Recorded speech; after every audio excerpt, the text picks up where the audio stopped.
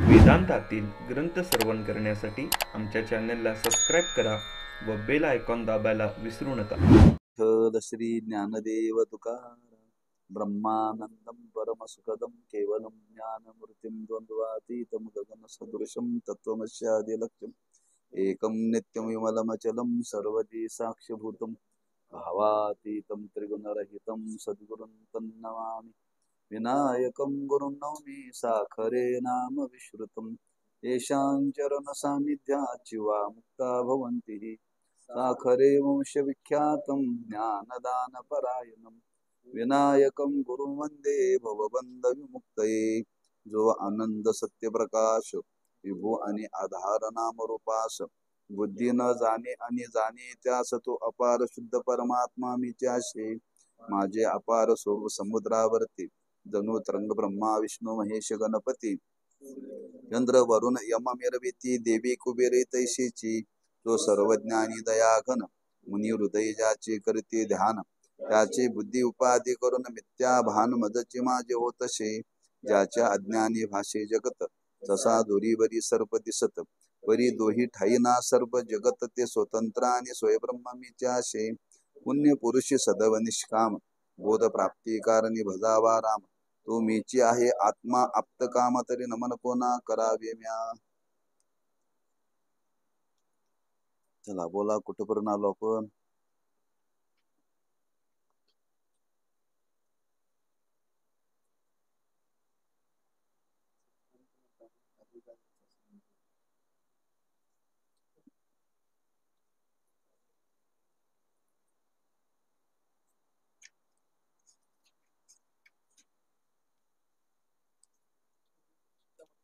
हा हम्म हम्म हम्म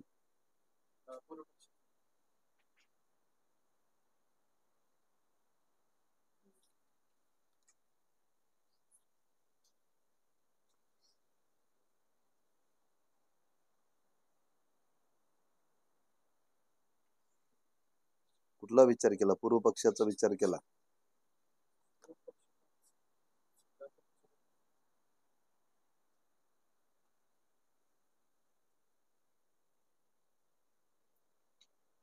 मग कुठं आलोय. अहो मुमुक्षु असले तरी सर्वांना विषय सुखाची इच्छा आहे याचे उत्तर काय. हे झालंय का. इथं झालं तेच की.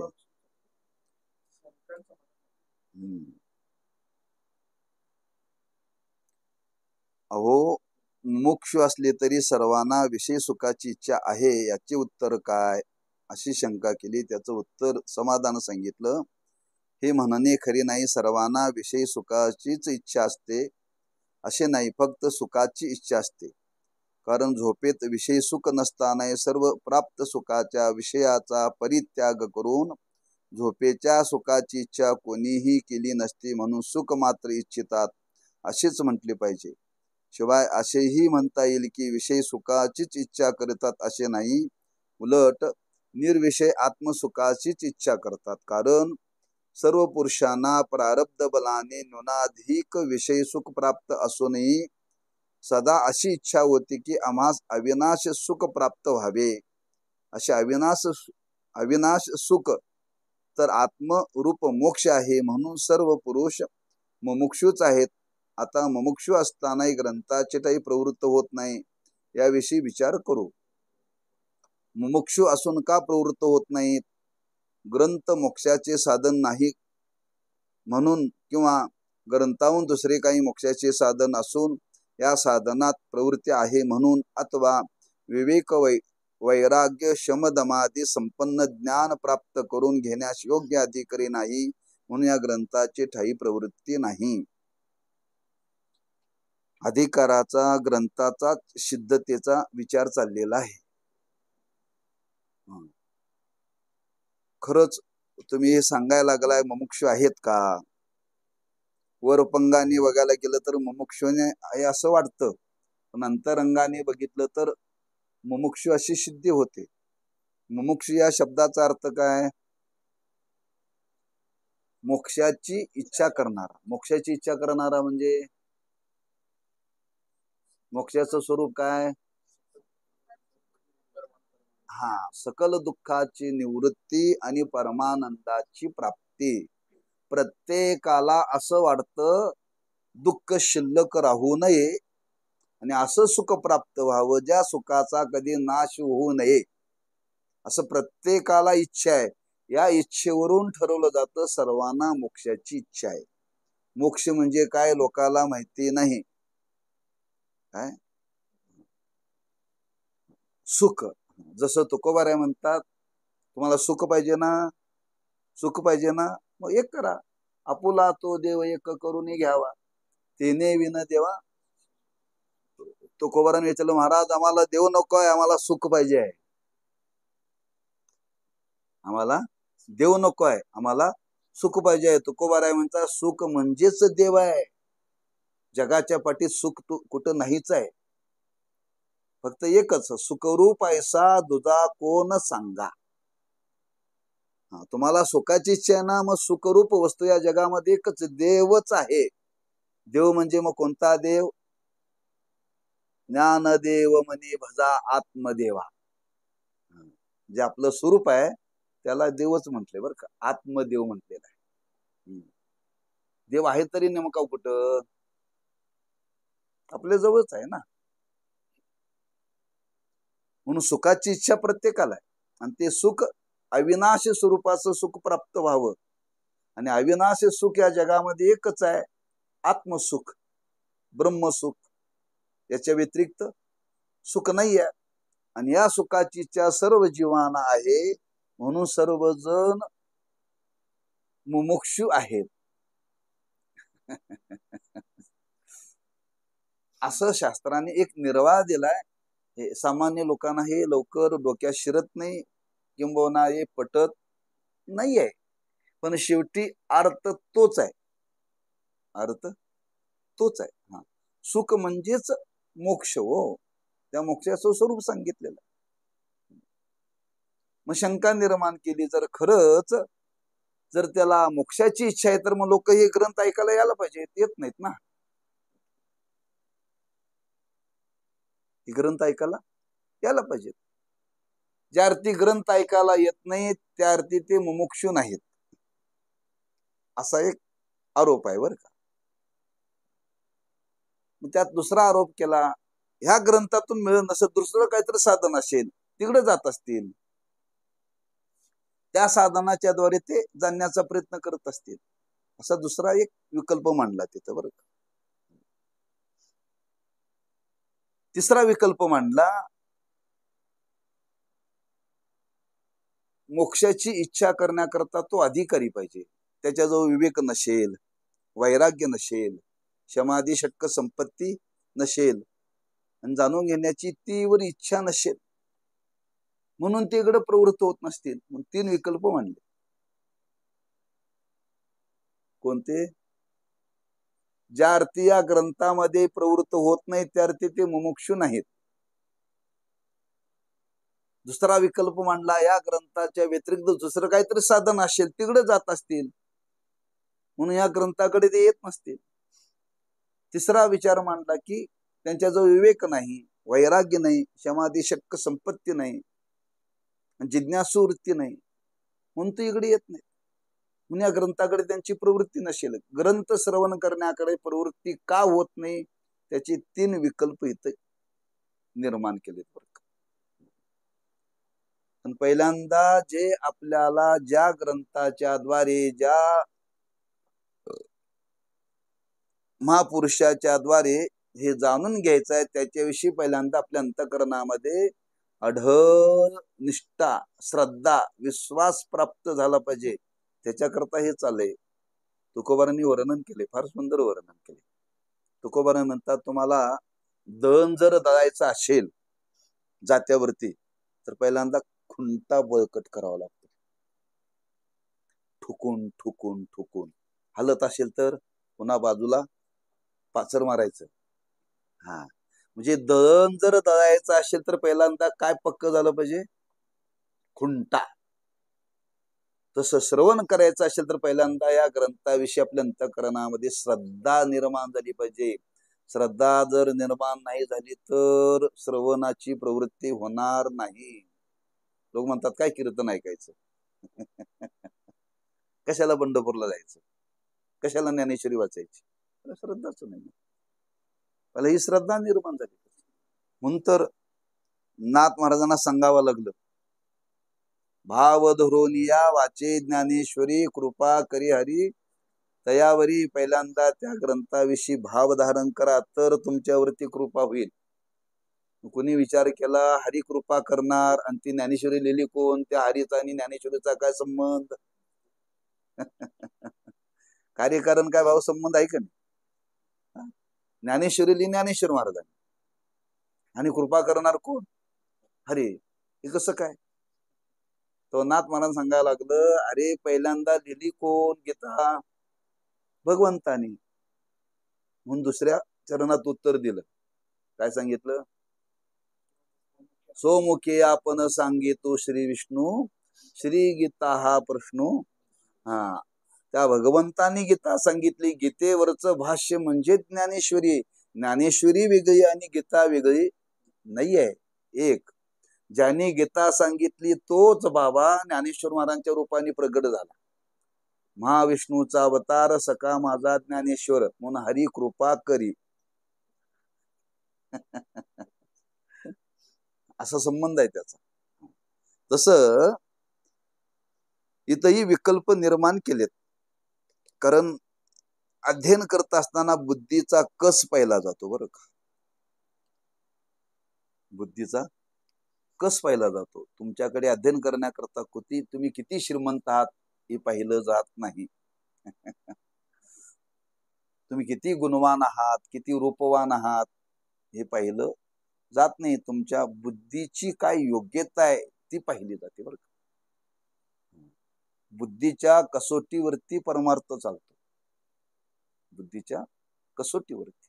त्याला अनेक पुढे करणं सांगितले. पहिली बुद्धी. कारण विचारांती ते पटलं पाहिजे. बळजबरी नाहीये. बळजबरी नाहीये. विचाराने तुम्ही त्याचा स्वीकार केला पाहिजे. आणि ते तुम्हाला विचाराने एकदा पटलं ना, मग ज्याला पटलं तोच माग लागतो बरं का. ऐकणाऱ्याच्या माग सांगणारे लागले पाहिजे का सांगणाऱ्याच्या माग ऐकणारे लागले पाहिजे? हे कधी घडेल? विचारांती पटेल तर. विचारांती. हा, मुलगा कर्तृत्ववान आहे, मुलगा चांगला हे विचारांती पटलं तर मुलीचा बाप लागेल, मुलगी लागेल, आमची मुलगी करा, आमची मुलगी करा. हे पटतच नाही लोकाला. पटतच नाही लोक. आपल्याला त्यांच्या मागं लागावं लागतंय. मग मागं लागून लागून शेवटी ते आपल्याला पत्ता लागू देत नाहीत. आपली डाळ शिजू देत नाहीत बरं का. का? त्यांना हे विचारांती पटलेलं नाहीये. कोणत्या क्षेत्रामध्ये तुम्ही जा, विचारांती पटलं पाहिजे बरं का. म्हणून हा बुद्धीचा विचार आहे. व्यवहारामध्ये काही कालाचा विचार आहे, आयुष्यभराचा विचार आहे. इथं जन्म जन्मांतराचा विचार आहे. या जन्मामध्ये जर विचाराने तुम्ही जर स्वीकारलं नाही तर आपली जी जन्म मरणाची परंपरा आहे ती कधीही थांबणार नाही. एका जन्माचा विचार नाही हा. आपण जन्माला येताना अनेक जन्माचं रडगाणं घेऊन आलोय.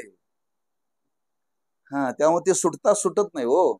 एका जन्माचं असतं तर सुटलं असतं, पण अनेक जन्माचा गुंता आहे आणि अनेक जन्माचा गुंता घेऊन आलोय. तो गुंता सोडवण्याची एकच ही संधी आहे, मनुष्य जन्म बरं का. या जन्मामध्ये ते आपल्याला काहीतरी स्वीकार करता येतो. म्हणून विचाराने आपली बुद्धीचा कस पाहण्याकरता इथं आरोप प्रत्यारोप केलेत बरं का. करणारा कुणी बाहेरचा नाही बरं का, त्रयस्थ माणूस नाहीये. ग्रंथकर्त्यानेच विकल्प निर्माण केले. ग्रंथकर्त्यानेच हे विकल्प निर्माण केले. बाहेरचा असा माणूस नाही. पण अशी माणसं तुम्हाला भेटतील अशी माणसं तुम्हाला भेटतील. हा, त्या माणसांचं प्रतिनिधित्व घेतलेलं आहे. अर्जुनाने ज्या ज्या शंका देवाला विचारला, अर्जुनाला त्या शंका होत्या का हो? तो भक्त होता. अर्जुनाचं वर्णन करताना असं वर्णन केले, अर्जुन झोपला तरी झोपेमध्ये सुद्धा अर्जुन कृष्ण कृष्ण कृष्ण म्हणत होता. अर्जुन म्हणत नव्हता, अर्जुनाच्या अंगावरती केस म्हणत होते. मग अर्जुनाच्या चित्तात मोह असेल,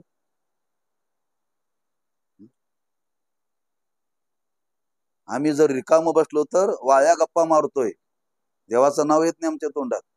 सांगणाऱ्याच्या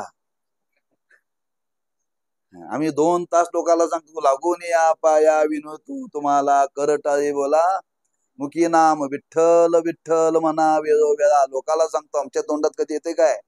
काय सूरदास महाराज? अर्जुन झोपला तरी त्याचं भजन चालू होतं, म्हणजे सामान्य होता का? मग अर्जुनाने एवढ्या गीतेमध्ये शंका विचारल्या कोणाच्या? अर्जुना मालवताची जगामध्ये शंका विचारणारे लोक फार आहेत. अशा वृत्तीचे जगामध्ये लोक पुष्कळ आहेत. त्या लोकांना वाटावं खरंच अर्जुनाने माझाच प्रश्न देवाला विचारलाय बरं का. हा, जगाच्या प्रश्नाची सोडवणूक अर्जुनाने केली का? अर्जुनाला माहिती होतं सगळ्यांना देव भेटणार नाही, मला भेटलाय, आपण फायदा करून घ्यावा जगाचा. जगाचा फायदा करून घ्यावा. भेटला आपल्याला, देव भेटला. देव म्हणजे सामान्य आहे का? त्याच्या आपल्याला ऐश्वर्य मागायचं नाहीये, आपल्याला भोगाची इच्छा नाहीये. म्हणून वर्णन केले, अर्जुनाने जगाचं वकीलपत्र घेतलंय. जगाचं वकीलपत्र घेऊन शंका निर्माण केली. तसं या ग्रंथकर्त्यांनी आमच्या तुमच्या बुद्धीमध्ये योग्य विचार येऊन या ग्रंथामध्ये प्रवृत्ती व्हावी, अध्ययन घडावं, आणि जेणेकरून आपलं जीवन सफल व्हावं हा हेतू घेऊन हे विकल्प निर्माण केले बरं का. त्या विकल्पाचं समाधान सांगत असताना पुढे सांगतात, एक, ग्रंथ मोक्ष साधन नाही हे म्हणणे योग्य नाही. कारण जीव ब्रह्मैक्य ज्ञानानेच मोक्ष होतो हा वेदांताचा सिद्धांत आहे. वेदांत शास्त्राचा सिद्धांत काय? जीव ब्रह्मैक्य ज्ञानानेच मोक्ष होतो, दुसऱ्या साधनाने मोक्ष होत नाही असा सिद्धांत आहे. आणि हे ज्ञान श्रवणाने होते. श्रवण 2 तऱ्हेचे आहे, एक वेदांत वाक्याचा श्रोत्राशी संबंध रूप आणि दुसरे वेदांत वाक्य विचार रूप. आता हे जीव ब्रह्मैक्य ज्ञान कशाने होते? श्रवणाने होतं. श्रवणाने होतं. मग ते श्रवण कोणतं? 2 प्रकारचं श्रवण सांगितलेलं आहे. एक, वेदांत वाक्याचा श्रोत्राशी संबंध रूप. श्रोत्र म्हणजे कानाला श्रोत्र म्हणतात, लक्षात ठेवायचं. श्रोता वेगळा आणि श्रोत्र वेगळं.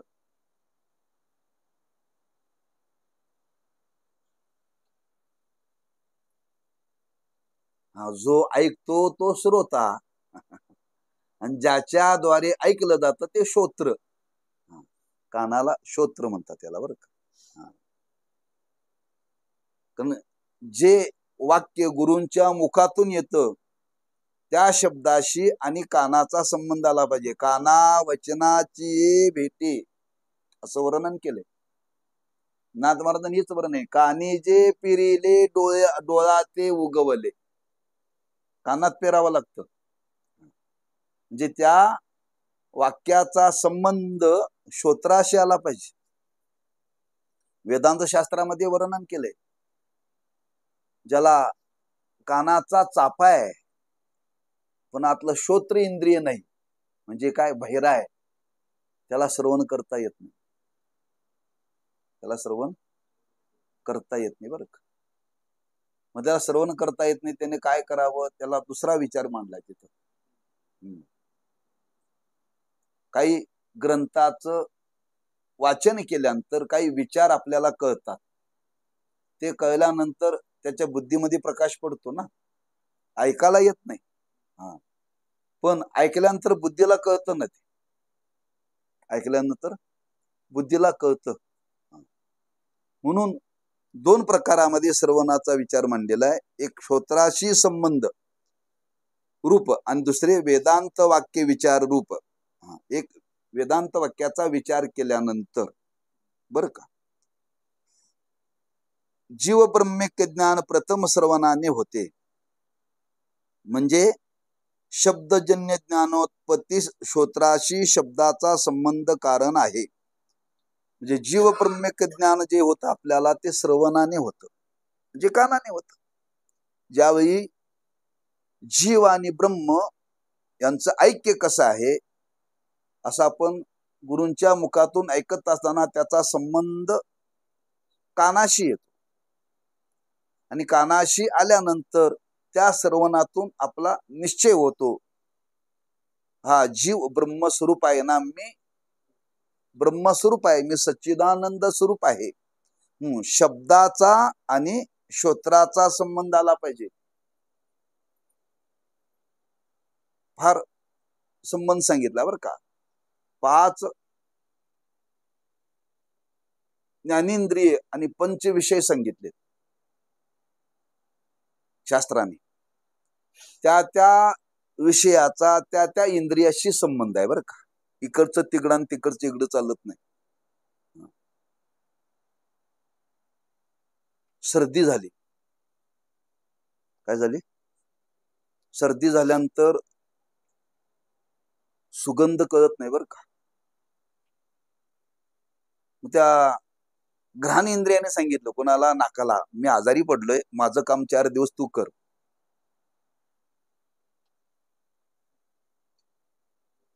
4 दिवस माझं काम, हा काय ओव्हर टाइम कर, डबल काम कर. मला आता सुगंध घेता येत नाही, कानाला सांगितलं माझं तेवढं काम कर. कान म्हणतोय मला ते जमणार नाही,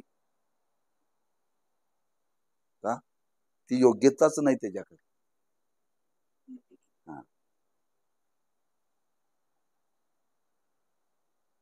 लोक म्हणतात सर्दी झाल्यामुळे काय चव लागेना, चव लागेना. बासुंदी आहे चांगली, गुलकंद, पदार्थाची किंमत कधी चव कळाली तर.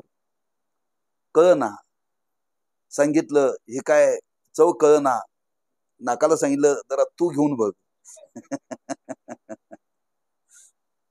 माऊलीने वर्णन केले, रसतो मुखेची शेवावा बर का.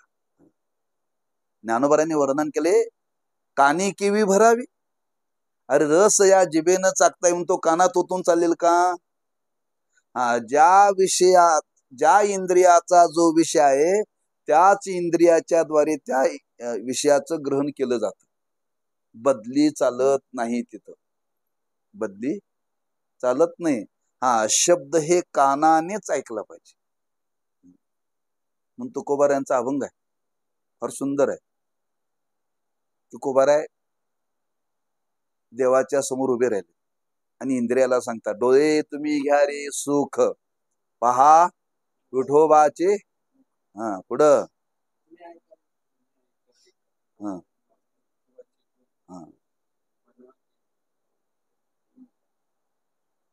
नाही, तो दुसरा, तो अभंग नाही, आणखी दुसरा आहे. येणे मुखे तुझे वर्णी गुण नाम, तेची मज प्रेम, डोळे भरून या पाहिन तुझे मुख, तेची मज सुख देई देवा, कान भरून ऐकेन तुझी कीर्ती, ते मज विश्रांती. तिथं वर्णन केलं बरं का. कानाला खरंच त्या भगवंताचं गुण ऐका, डोळ्याला सांगतात त्या भगवंताचं रूप पहा, वाणीला सांगतात त्याचं वर्णन करा. मंगलाचरणातला अभंग आहे. तुका म्हणे माझा सकळ देह भाव, आणि नको ठाव चिंतू याशी, त्याचा शेवट. म्हणजे त्या त्या इंद्रियाच्या द्वारे ते ते करावं लागतं. एवढं सांगण्याचं कारण काय, शब्दाचा आणि कानाचा संबंध आहे. शब्दाचा आणि कानाचा संबंध आहे.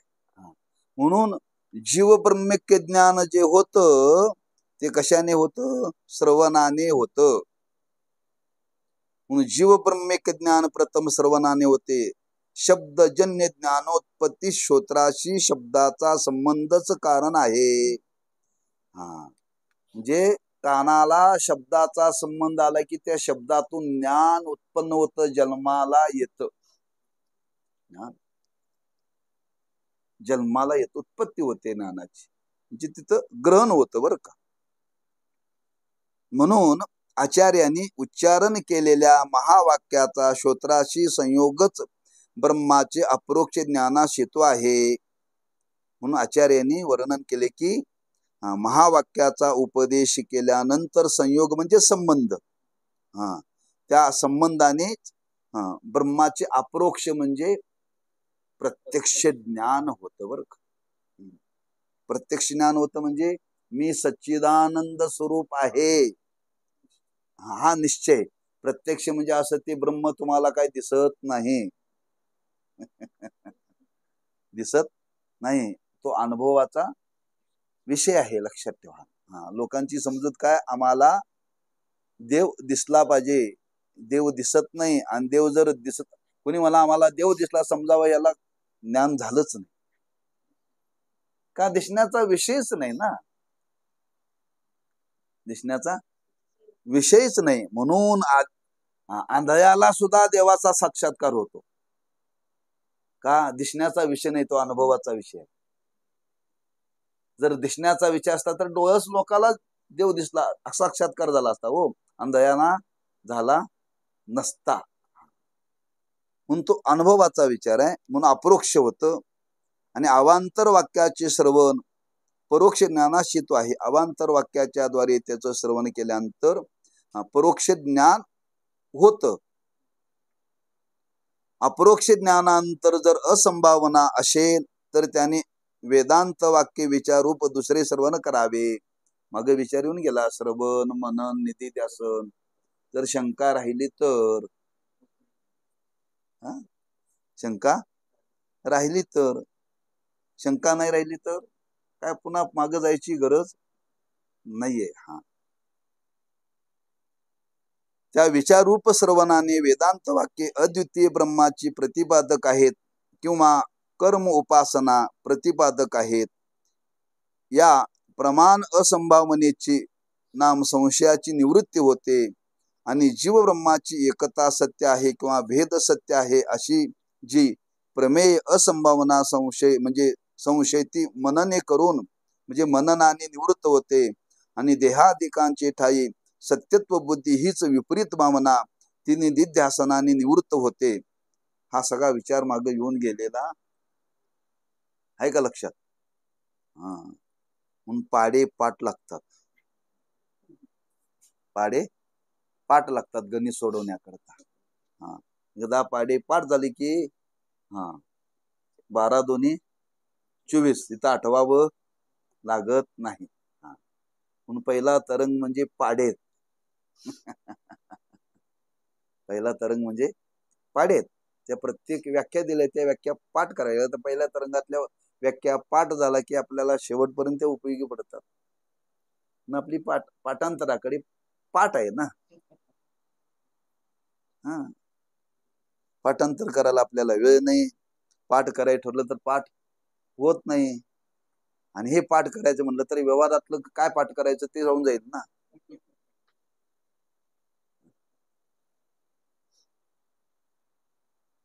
पण त्याची आपल्याला फार गरजही नाही, गरजच नाही ना. काय आता नाही वैराग्याची व्याख्या नाही पाठ केली, उद्या का गाडीची किक चालत नाही का, मारता येत नाही असं काय काय नाही. इष्टीत कोणी घेत नाही असं काय का, काय नाही. ऑफिसमध्ये घेत नाही असं काय काय. तुला वैराग्याचं तर आम्ही तुला ऑफिसमध्ये घेणार असं काय अडचणच नाही ना. विवेकाची व्याख्या पाठ असेल तर आम्ही तुम्हाला कीर्तनाला बोलवणार असं पण काही नाही. कुठं त्याची गरज नाही. कमीत कमी असं तरी पाहिजे होतं, कीर्तनाला ज्याचा विचार सागर झाले त्यालाच आम्ही कीर्तनाला आमंत्रण देणार असं तरी पाहिजे होतं का नाही. तसं पण नाहीये ना. लोक म्हणतात विचार सागर शिकलेला आम्हाला कीर्तनकारच नको म्हणतात. विनोदाचार्य पाहिजे म्हणतात. म्हणून सगळ्यांची पाठ आहे पाठांतराकडे, बरं का. असो,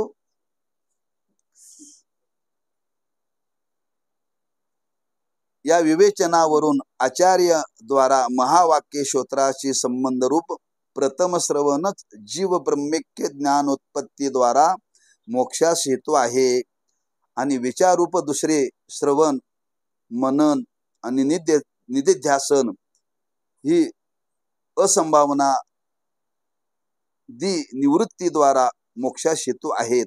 आता वेदांत म्हणजे उपनिषदे ती या ग्रंथावरून निराळे आहेत हे खरे, तथापि त्या वाक्याच्या समानार्थक प्राकृत वाक्य या ग्रंथात आहेत. असे उपनिषदादी ग्रंथाच्या श्रवणाने म्हणजे विचाराने ज्ञान होते, बरं का. वेदांत वेदांत म्हणजे काय? वेदांत म्हणजे उपनिषद. त्या वेदाच्या अंतिम भागामध्ये दोन भाग त्या वेदामध्ये केलेले आहेत, एक पूर्वमीमांसा आणि उत्तर मीमांसा. आपण सुरुवातीला थोडासा विचार याचा केलाय, पूर्वमीमांसा आणि उत्तर मीमांसा. पूर्वमीमांसा म्हणजे आपल्याला ह्या लौकिक जीवनामध्ये काय करायचं तो विचार मांडला, तो पूर्वमीमांसा. प्रपंचाकरता काय करावं लागतं आणि प्रपंचातून निवृत्त होण्याकरता काय करावं लागतं, ती उत्तर मीमांसा, बरं का. तिथं फक्त उद्धाराचाच विचार मांडलेला, आणि त्या उत्तर मीमांसेमध्येच वेदाच्या ह्या 10 उपनिषदाचा विचार आलाय. त्या उपनिषद भागालाच वेदांत म्हणतात, बरं. त्या उपनिषद भागालाच वेदांत म्हणतात. मग वेदांत म्हणजे उपनिषदे या ग्रंथावरून निराळे आहे ते खरे, बरं का. जरी खरी असले तरी त्या वाक्याच्या समानार्थक प्राकृत वाक्य या ग्रंथात आहेत. जसे उपनिषदादी ग्रंथाच्या श्रवणाने म्हणजे विचाराने ज्ञान होते, तसे या प्राकृत ग्रंथाच्या विचारूप श्रवणानेही ज्ञान होते. कुणी म्हणेल वेदांत म्हणजे उपनिषद, उपनिषद वेगळे आणि तुमचा विचारसागर वेगळा, त्याचा याचा काय संबंध आहे? पण जे उपनिषदामध्ये सांगितलं तेच ग्रंथकर्त्यांनी ह्यात सांगितलंय, दुसरं काय वेगळं सांगितलेलं कशा करता विचार मांडतायत? आम्हाला ह्या ग्रंथाची गरज नाही, पण जे उपनिषदामध्ये सांगितलं तेच या ग्रंथामध्ये सांगितलं, दुसरं काय सांगितलेलं नाहीये. फक्त ही वाक्य मराठी आहेत आणि ती वाक्य संस्कृत आहेत, एवढाच फरक आहे. भाषेचा फरक आहे, भाषेचा फरक आहे. म्हणून देवाने वर्णन केलंय. नाथ महाराजांनी प्रश्न केलाय, संस्कृत भाषा देवाने केली, मराठी भाषा काय चोराने केली? काय असं वर्णन केलं का? संस्कृत पासूनच मराठी आहे हो, देवच बोललेले. ज्ञानेश्वर महाराज म्हणजे कोण बोलले?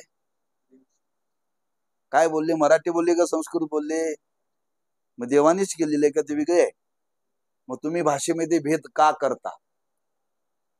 जी संस्कृत देवाने केली आणि मराठी का चोराने केली का, असा नाथ महाराजांनी प्रश्न केलाय भागवतामध्ये, बरं का. याचा अर्थ जे वेदामध्ये सांगायचं आहे तेच प्राकृत भाषेमध्ये या ग्रंथामध्ये सांगितलेलं आहे. म्हणून या प्राकृत ग्रंथाच्या विचारूप श्रवणानेही ज्ञान होते. म्हणून जे उपनिषदाने श्रवण केल्यानंतर, उपनिषदाच्या वाक्याने श्रवण केल्यानंतर जे ज्ञान होतं तेच या ग्रंथाच्या विचाराचं श्रवण केल्यानंतर सुद्धा ज्ञान होतं, दुसरं काय सांगितलेलं नाही. या रीतीने ज्ञानोत्पत्तीद्वारा हा ग्रंथ मोक्षास हेतू आहे. ज्ञानोबारांनी वर्णन केले, तरी अवधान ऐकले दिजे मग सर्व सुखाशी पात्र होईजे, हे प्रतिज्ञ उत्तर माझे उघड ऐकता. ऐकता ऐकता एकाग्र होणं म्हणजे गाढ झोप लागणं.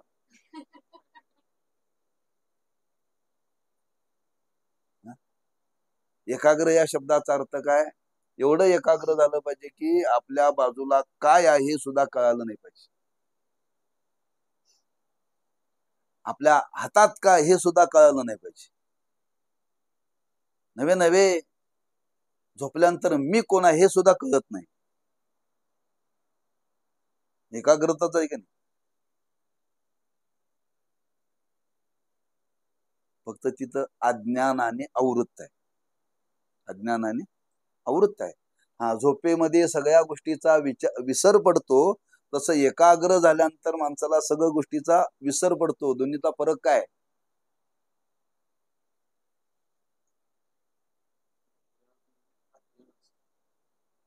हा, आणि जिथं जागृतीमध्ये एकाग्र असते तिथं अज्ञान नसतं, अज्ञान नसतं. हा फरक आहे. इथंही एकाग्रता झाल्यानंतर सुखच आहे आणि तिथंही झोप लागल्यानंतर सुखच आहे, पण ते अज्ञानाने आवृत्त आहे. इथं अज्ञानाचा संबंध नाही आहे, म्हणून कधी कधी ऐकणाराची एकाग्रता होते, त्या म्हणजे सुरदाची लवकर होते एकाग्रता. पण सगळ्यांच्याच वाट्याला ते येत नाही बरं का. तेव्हा या रीतीने ज्ञानोत्पत्तीद्वारा ग्रंथ मोक्षास हेतू आहे असे असूनही ग्रंथाच्या योगाने मोक्ष होत नाही असे कोणी म्हणेल तर तो दुराग्रहच म्हणावा लागेल. हा, एवढं तुम्हाला मी विचाराने पटवून सांगून सुद्धा कोणी म्हणत असेल या ग्रंथाच्या द्वारे मोक्ष होत नाही म्हणून आम्हाला ग्रंथ ऐकायचा नाही, असं जर कोणी म्हणत असेल तर त्याच्या बुद्धीचं कौतुक करावं. हा, साखरेवरांचा शब्द बरं का. महाराज म्हणायचे काही माणसं विचार सागराला नाव ठेवतात, म्हणून त्यांच्या बुद्धीचं कौतुक करावं. हा, काही न करताना सुद्धा टीका करतात म्हणजे बुद्धीचं कौतुकच केलं पाहिजे का नाही म्हणतात. महाराजांचा शब्द गमतीदार आहे बरं का. मग कोणी जर आपली निंदा करायला तर समजा त्याचं आपण कौतुक करायचं बरं का. त्याचं काय करायचं? कौतुक करायचं. तसं ह्या ग्रंथाचं अध्ययन करण्याकरता ग्रंथ योग्य नाही असं जरी एवढी विचाराने सांगू जर कोणाला पटत नसेल तर त्याच्या बुद्धीचा तो दुराग्रह आहे असं शेवटी मानावं. पण विचाराने आपल्याला पटवून दिलं जे उपनिषदाचे विचार आहेत ते त्या विचार या ग्रंथामध्ये सांगितले, दुसरे विचार सांगितलेले नाही. किंबहुना एका वेदाच्याच आधारावरती सगळे ग्रंथ जन्माला आले, सगळे ग्रंथ जन्माला आलेत. तेव्हा तिथं दुसरा विचार येणारच नाही ना, तोच विचार आहे, फक्त तिथली सांगण्याची पद्धत वेगळी, ती सांगण्याची पद्धत वेगळी, एवढीच आहे, पटवून देण्याची पद्धत. म्हणून उगच काहीतरी दुराग्रह करावा की हा ग्रंथ आम्हाला मान्य नाही म्हणून आम्ही या ग्रंथाचे अध्ययन करण्याकरता प्रवृत्त नाही असं जर कोणी म्हणत असेल तर तो दुराग्रह शेवटी मानावा. दुसरा विचार मांडला की आता मोक्षाकरता दुसरी साधने आहेत म्हणून या ग्रंथात प्रवृत्ती होत नाही. कुणी म्हणेल हा ग्रंथ सोडून दुसरे काही साधन आहेत ना, ह्याच ग्रंथाच्या द्वारे कशाला मोक्ष मिळवण्याचा प्रयत्न करायचा, दुसरा बघू. दुसरा मार्ग लोकांना विचारला, आमच्याकडे काही नाही, त्याला दुसरा महाराज भेटला असेल. त्यांना विचारलं इकडे काही नाही, काय दुसऱ्या पंथात गेले असतील, या पंथाला येत नाही ते दुसऱ्या पंथाच्या मार्गाने जाऊन बघूया, असं काहीतरी असेल. मोक्षाकरता दुसरी साधने आहेत म्हणून या ग्रंथात प्रवृत्ती होत नाही असे म्हणेल तर मोक्षाचे दुसरे साधन काय, असं दुसरं साधन काय आहे, कोणतं आहे का? दुसरे साधन म्हणजे उपनिषद, ब्रह्मसूत्र भाष्यादी संस्कृत ग्रंथ, एक प्राकृत ग्रंथ आणि संस्कृत ग्रंथ, तिसरं काय नाही बरं का. पुराण सुद्धा सगळी संस्कृतच आहेत आणि उपनिषद सुद्धा सगळी संस्कृतच आहेत. त्या वेदांताचा विचार सांगणारी जेवढी जेवढी सगळी ग्रंथ आहेत, ब्रह्मसूत्र संस्कृतच आहे, मराठी काही नाही बरं का, काहीच नाही. लक्षात त्या संतांचे आमच्या तुमच्यावरती उपकार आहेत. संत अवतीर्ण झाले म्हणून त्यांनी हे वाङ्मय मराठीमध्ये आणलं. जर संत झाले नसतं तर मराठी वाङ्मय जन्माला आलं नसतं, आलं नसतं. आपण आजही दूर राहिला असतो अध्ययनापासून. का? संस्कृत कळत नाही आणि कळून घेण्याकरता कोणाची प्रवृत्ती नाही. आज कोणाला येतच नाही तर कोणी सांगणार. एखादा परिसरामध्ये एखादा संस्कृताचा विद्वान, हा, किती भागात असे विद्वान आहेत पोटावर मोडण्यासारखे. मग एक माणूस एका भागाला किती पुरायचा.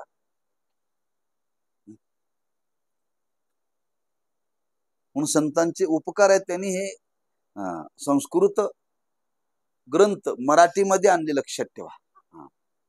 म्हणून इथं वर्णन केले, जो जीव ब्रह्मज्ञानाचा विचार संस्कृत ग्रंथामध्ये सांगितला आहे, म्हणून लोक त्या ग्रंथाचा अध्ययन करत असतील म्हणून इकडे येत नसतील, इकडं येत नसतील.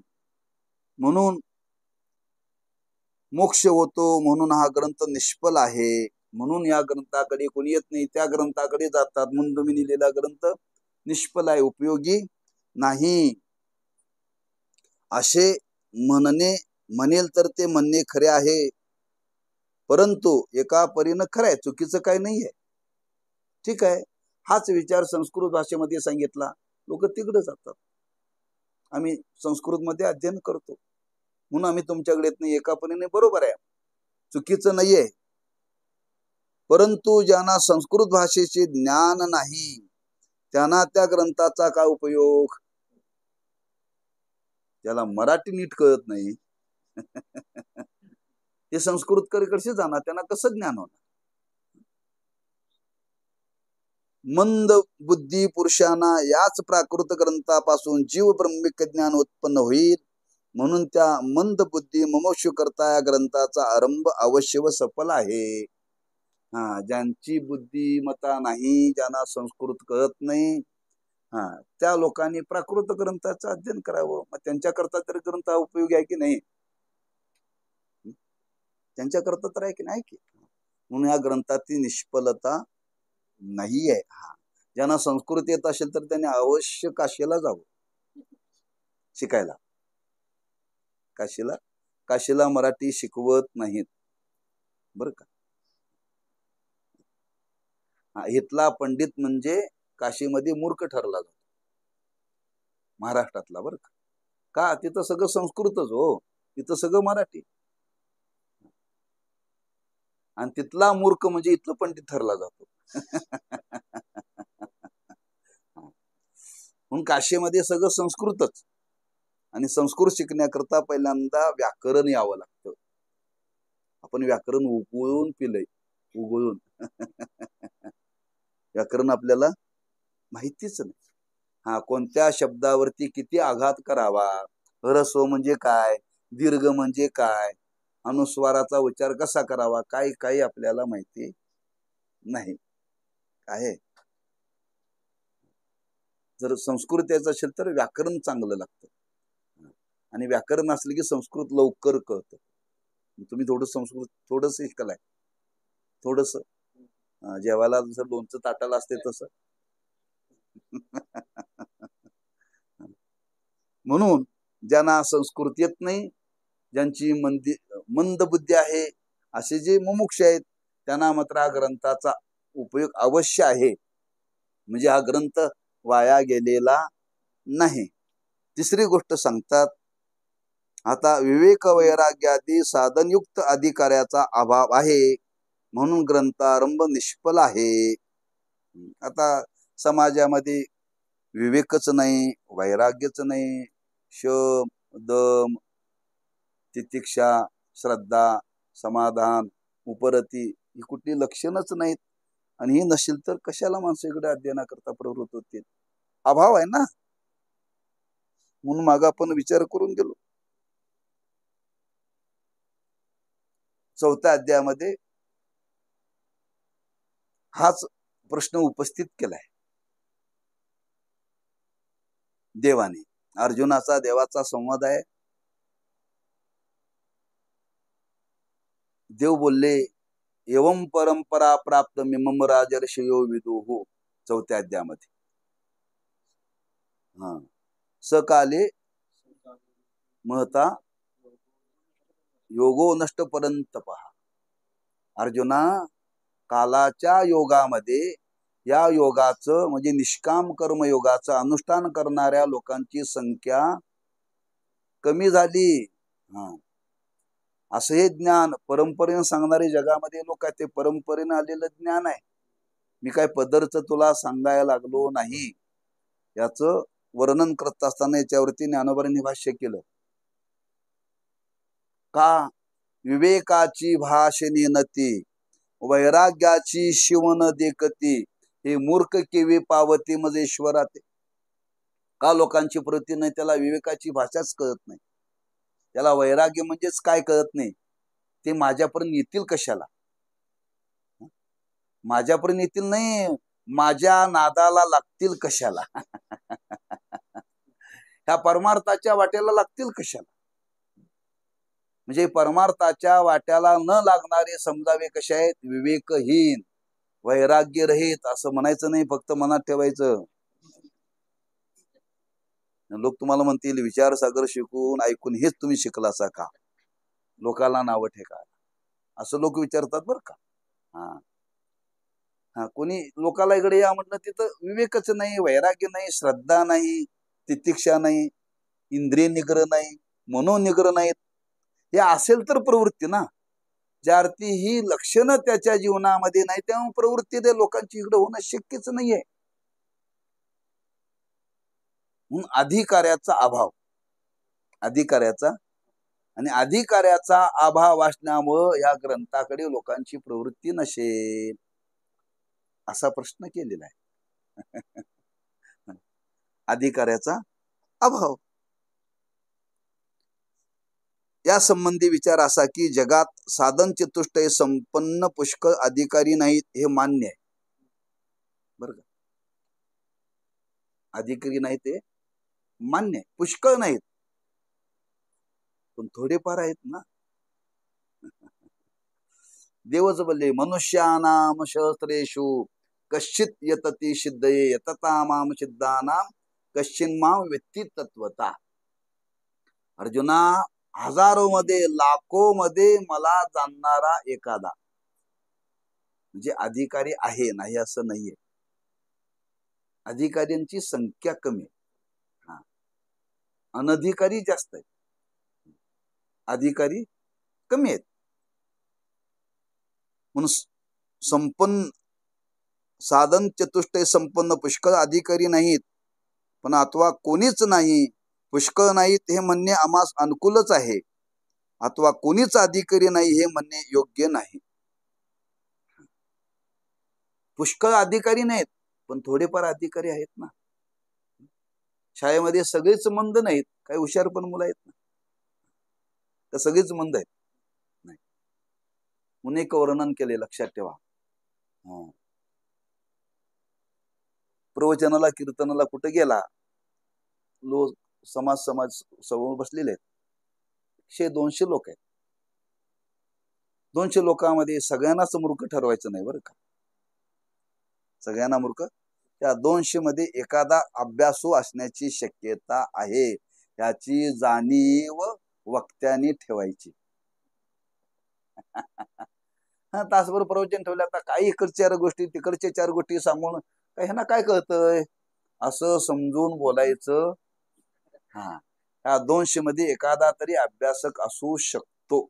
सगळेच अडाणी नसतात, ऐकणार अडाणी नसतात, लक्षात ठेवा. कळतं थोडंफार, थोडंफार. एकदा गोकुळाष्टमीला डांगरे महाराजांचं कीर्तन होतं. आमचे महाराज गेले होते बाहेर, काही प्रसंग घडला. आता अचानक त्यांना कीर्तन सांगितलं. त्यांना प्रासंगिक कीर्तन करायची सवय नाही. ते नेहमी ते इकडच्या संसाराच्या तिकडच्या गोष्टी सांगायच्या बरं का. त्यांना ती सवय, व्यापारी असल्यामुळं. आणि सासू सासरे सासूची गोष्ट सांगायला लागले. एक बाई म्हणली, महाराज आज गोकुळाष्टमी आहे, सासूची गोष्ट सांगू नका म्हटली. कृष्णाचं चरित्र सांगा म्हणे. म्हणजे कळतं गणी लोकांना. म्हटली बाई, ऐकणार. तुम्ही नेहमी सासूच्याच गोष्टी आज सांगू नका म्हणजे आज देवाचं काहीतरी अवताराचं सांगा. सांगण्याचा हेतू काय? अधिकारी नाहीत असे नाहीत, आहेत. पुष्कळ नाहीत, पण थोडेफार आहेत, थोडेफार आहेत. म्हणजे अधिकारी आहेत त्यांच्याकरता या ग्रंथाची गरज आहे की नाही असा विचार इथे सांगायचा. कोणीच नाही हे म्हणणे योग्य नाही, कारण अंतःकरणाचे ठिकाणी मल, विक्षेप व आत्मस्वरूपाच्या आवरणी 3 दोष असतात बर का.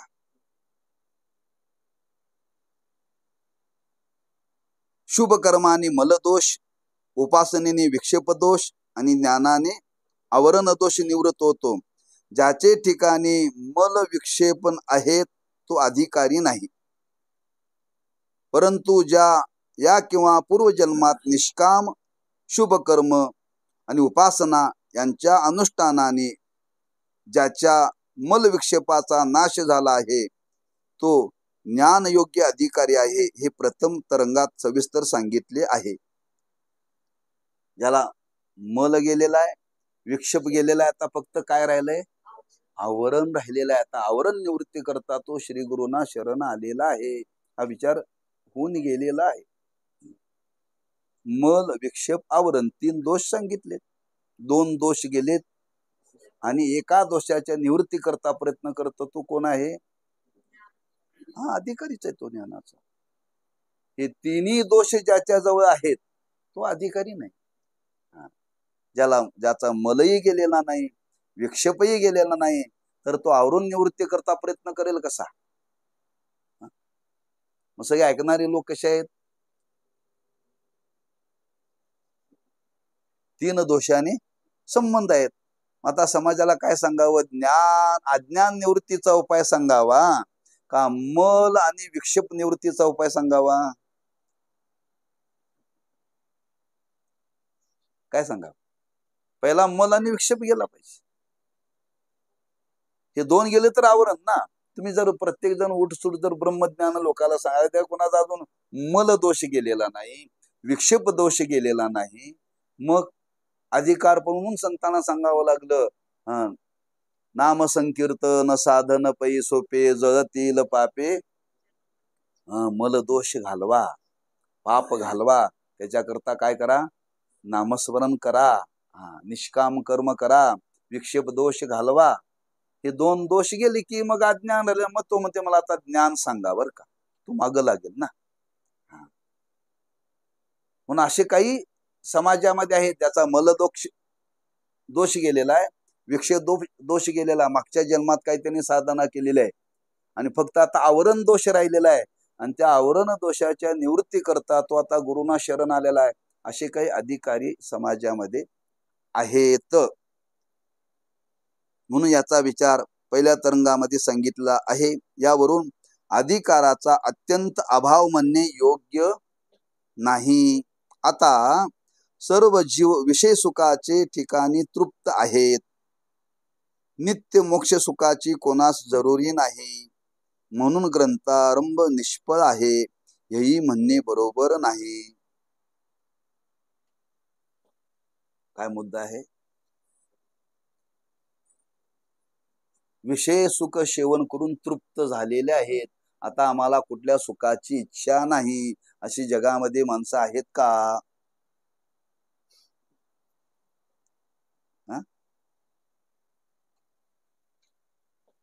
जर विषय सुखाने तृप्त झालेली माणसं असली तर आता ती ज्ञानाकरता ब्रह्मज्ञानाकरता कशाला प्रवृत्त होतील.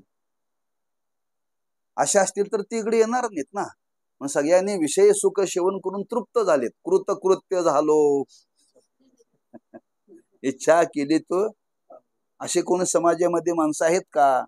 आणि ते नसल्यामुळे तिकडं आता या आत्मसुखाकरता या ब्रह्मज्ञानाकरता कोणाची प्रवृत्ती नाही, असं जे म्हणणं आहे हे सुद्धा म्हणणं बरोबर नाही. का नाही, त्याचा विस्ताराने केलाय बरं का. विस्ताराने केलेला आहे. पूर्ण तुम्हाला तो वाचून दाखवतो, पण तो एक विचार मांडलेला आहे. त्याच्याकरता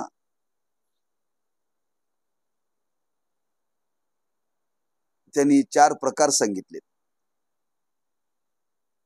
सर्व जीव विषय सुखाचे ठिकाणी तृप्त आहेत, नित्य मोक्ष सुखाची कोणास जरुरी नाही, म्हणून ग्रंथारंभ निष्फल आहे, हेही म्हणणे बरोबर नाही.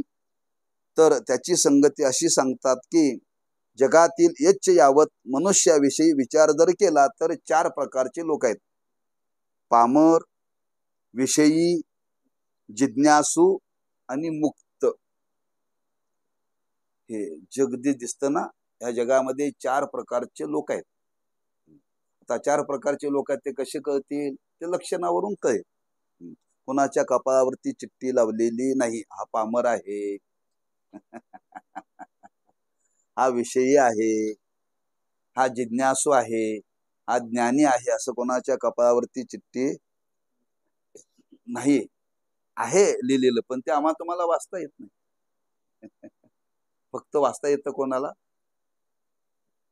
देवाला. आमच्या तुमच्या कपाळावरती काय लिहिले देवाला वाचता येतं, म्हणून तो दृष्टांत सांगितला जातो. कोणाचा? सुदामदेवाचा. सुदामदेव भगवंताला भेटायला गेले, आदरातिथ्य केलं, आणि देवाने विचार केला, सुदामदेव ब्राह्मण होते ना, देवाने विचार केला, अरे आपल्या घरी कधी नाही ते मित्र तर नाही, पण ब्राह्मण आहे ना, ब्राह्मणाची पूजा करावी. म्हणून देवाने बसवलं, ज्या आसनावरती देव बसले होते त्या आसनावरती सुदामदेवाला बसवलं, आणि पाद्य पूजा करतात. कोण? देव करतात सुदामदेवाची, बरं का. आणि पाद्य पूजा करताना, पाद्य पूजा झाली, आता कपाळाला गंध लावायचा, आणि कपाळाला गंध लावायला देव कपाळाकडे बघायला गेले, आणि कपाळाकडे बघितल्यानंतर देवाने वाचलं, अरे याच्या नशिबात द्रव्यच नाही. हा दरिद्रीच आहे कायमचा.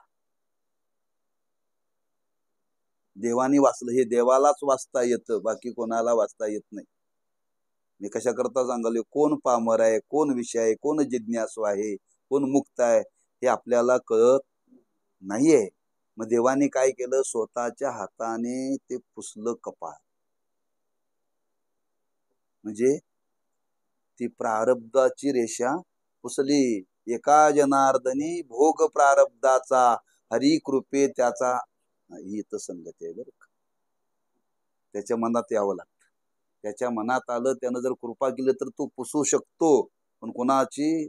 हरीची कृपा कोणावरती होते? उचापत्या करणाऱ्यावरती होते. जो देवाचा अनन्य भक्त होतो त्याच्यावरती कृपा होते ना. आणि त्याची भक्ती जर पाहिलं तर देवाच्या मनात येतं, काय नाही, याचं सगळं पुसून टाकावं आपण. आणि हाताने ते पुसलं. ज्या घडीला पुसलं त्याच घडीला सुदाम देवाची नगरी सोन्याची झाली. कशा करता दृष्टांत सांगितला?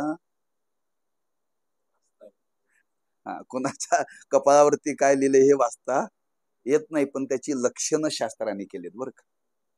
लक्षणावरून सिद्धी केली जाते. पामर कोण, विषयी कोण, जिज्ञासू कोण, मुक्त कोण. फक्त याचा अभ्यासाकरता वापर करायचा, लोकाला नावं ठेवण्याकरता वापर करायचा नाही. फार अवघड आहे ना. थोडस शास्त्र कळायला लोक म्हणतात, हे पामर आहे, आम्ही पामराच्या नादाला लागत नाही. असं चालत नाही, पण अरे त्यांच्यातच राहावं लागतंय.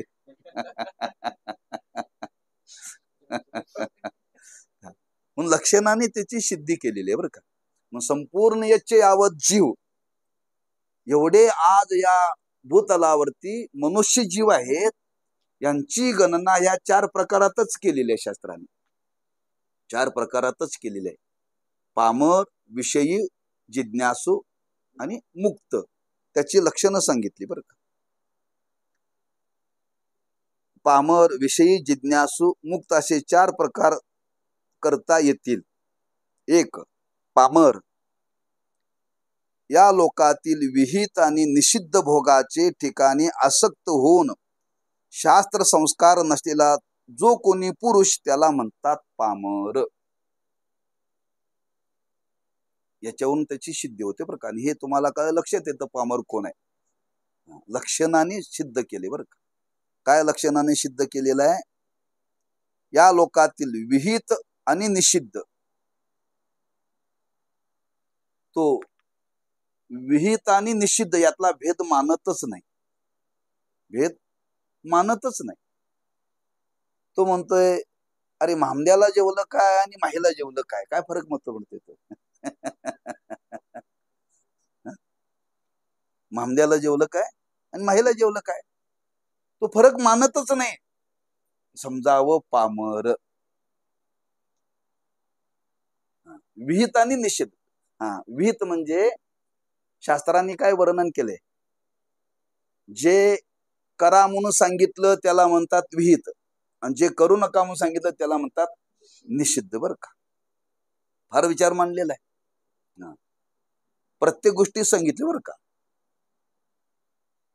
काही गोष्टी डोळ्यांनी पाहू नका म्हणून सांगितलं, निषेध केला. काही कानाने ऐकू नका म्हणून सांगितलं, निषेध केला.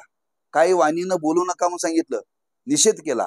काही जिभेनं चाकू नका म्हणून सांगितलं, निषेध केला. काही ग्रहणेंद्रियाने गंध घेऊ नका म्हणून सांगितलं, निषेध केला. काही वस्तूला स्पर्श करू नका. हे जो मानतच नाही, हे जे मानतच नाही, त्याच्यावरती हे शास्त्र संस्कारच नाहीत, त्याला म्हणावं पामर. त्याला म्हणावं पामर. काही लोकांना एकादशी म्हणजे काय माहितीच नाही. एकादशी म्हणजे काय माहितीच नाही. आणि अशा विहित आणि निषिद्ध विषय जे मानत नाहीत, ज्यांच्यावरती शास्त्र संस्कार नाहीत, त्यांना सांगण्याच्या भानगडीत पडायचं नाही. तुम्ही किती जरी सांगितला ना, ते आपलं ऐकणार तर नाहीत, पण आपल्याला वेड्यात काढल्याशिवाय राहणार नाही. का? असे लोक जास्त आहेत ना. असे लोक जास्त आहेत. फक्त लक्षणाने ओळखायचं, कोणाला सांगत बसायचं नाही बरं का. मग असे लोक ब्रह्मज्ञान संपादन करण्याकरता येते. शास्त्र संस्कारच नाही. काय ऐकावं आणि काय ऐकू नये माहितीच नाही त्याला. काय बघावं आणि काय बघू नये माहितीच नाही. कोणाच्या संगतीत राहावं, कोणाच्या संगतीत राहू नये, त्याचे संस्कारच नाहीत. ते लोक इकडे कशा करता मरायला येतील इकडं? काय संबंध आहे? असा एक वर्ग आहे, आणि असा वर्ग बहुतांश आहे समाजामध्ये. पामर लोकच जास्त आहेत. पामर लोकच जास्त आहेत. कोणी म्हणेल पामर लोक तिकडे प्रवृत्त होत नाहीत, मासे पामरच आहेत का? नाही, त्यात आणखी भाग केला. काही विषय आहेत. विषय म्हणजे त्याची व्याख्या केलेली आहे. शास्त्र आज्ञेप्रमाणे विषयाचा भोग घ्यायचा. बरं का.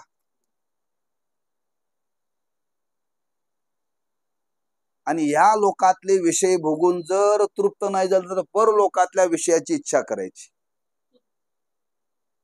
त्याच्यामध्ये सुख मानायचं. अशी जी प्रवृत्त झाली त्याला म्हणतात विषय. ती सुद्धा इकडं येत नाहीत. ती सुद्धा इकडं येत नाहीत.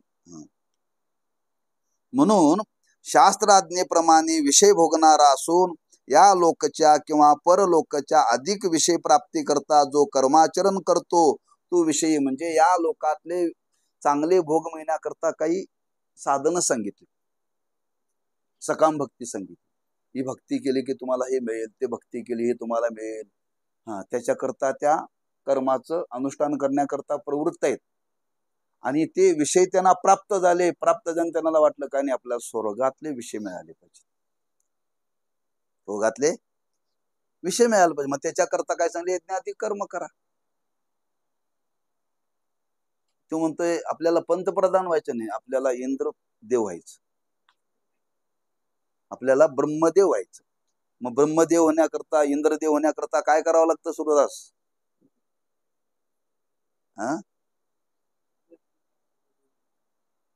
अश्वमेध ना. 100 यज्ञ करावे लागतात. अश्वमेध. एका यज्ञाचं अश्वमेध यज्ञ करणं म्हणजे काय, फार तो विचार आहे बरं का. असे 100 एका जन्मात होतील ते नाही. मग ते करण्याकरता आणखी जन्म घ्यायचा. दुसऱ्या जन्मात झाले तर ते करण्याकरता राहिलेलं पुन्हा जन्म घ्यायचा. घेता येतो, येईन मी जन्म यासाठी देवा. तुम्ही ते यज्ञाती कर्म करता करता तुम्ही मेला वासना राहिली, पुढचा अजून यज्ञ करायचा आहे, पुन्हा मिळतो जन्म. बरं का. ब्रह्मदेवाच्या पदाचं तेच वर्णन केले. ब्रह्मदेवाचा पदाला प्राप्त होण्याकरता 100 जन्म ब्राह्मणाच्या कुळात घ्यावे लागतात. किती? 100 वेळा ब्राह्मण म्हणून जन्माला यायचं, एकदा नाही. आणि ब्राह्मण होऊन जन्माला येऊन ब्रह्मकर्म करायचं फार कठीण आहे ते. तेव्हा ब्रह्मदेवाचं पद मिळतं. असा करणारा जगामध्ये वर्ग आहे, ते कशाला इकडे येतील? त्या सुखाच्या मागं लागले तो, विषय सुखाच्या मागं लागलेले आहेत. विहित आहे बरं का, याचा निषेध केलेला नाही शास्त्राने, करावं. असा एक वर्ग समाजामध्ये आहे, त्याला काय म्हणतात? विषयी. ती सुद्धा माणसं पंढरपूरला सुद्धा येत नाहीत. पंढरपूरला सुद्धा येत नाहीत, लक्षात ठेवा. तुम्ही पहा बारकाव्याने. पंढरपूरला सगळ्या ब्राह्मणांच्या गळ्यात माळा नाहीत. सगळ्या ब्राह्मणांच्या गळ्यात माळा नाहीत. त्या विठ्ठलाच्या पूजेनं काही मिळतं म्हणून काही लोकांनी घातलेत माळा. काही ब्राह्मणांच्या गळ्यात माळा सुद्धा नाहीत, लक्षात ठेवा. का? कारण त्यांना ही मान्यच नाहीये. ते पोटा करता म्हणून ती पूजा करतात. विधिवत देवाची पूजा करणं हा कर्म आहे त्यांचं. तुम्हाला ते कर्म करायचं ना, त्याच्या मोबदल्यात दक्षिणा मिळते ना. पांडुरंग तुम्हाला पावो, आम्हाला पावायची गरज नाही. आम्हाला पैसे मिळाले, दक्षिणा मिळाले, बस झालं.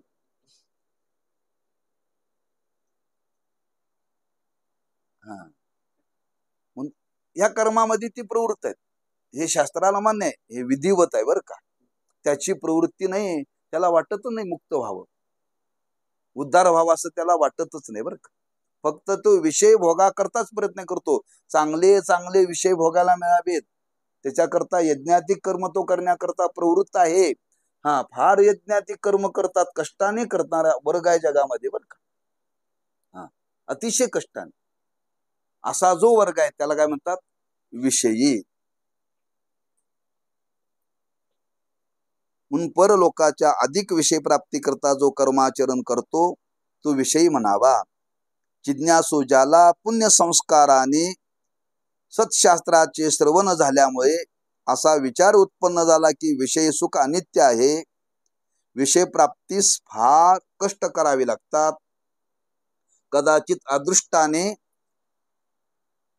प्राप्त झाले तर रक्षणाचे कष्ट फार आहेत, किंवा ते पुन्हा नष्ट होतात तेव्हा फारच कष्ट होतात. अशा रीतीने सर्व काळ विषय सुख अनंत दुःखाने व्याप्त आहे, म्हणून सदैव दुःख रूप आहे. आणि सर्व दुःख निवृत्ती लौकिक उपायाने होत नाही, कदाचित झाली तर पुन्हा उत्पत्ती होते. यावरून हेच ठरते की दुःखाचे आश्रय जे शरीर ते जोपर्यंत आहे तोपर्यंत दुःख निवृत्ती होणे शक्य नाही. कारण प्रत्येक शरीर पुण्य पापाने रचित असून त्यात मनुष्य शरीर तर समान पुण्य पापाचे फल प्रसिद्ध आहे.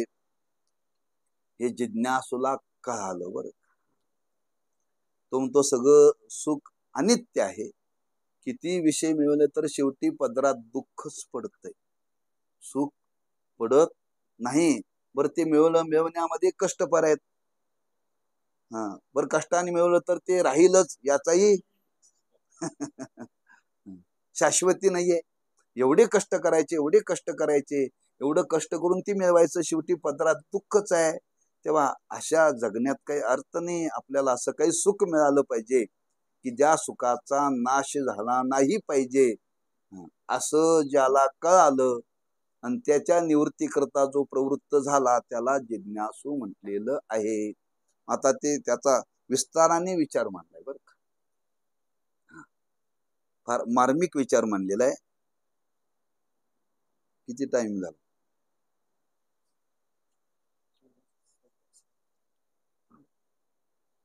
पूर्ण करायचा का राहू दे?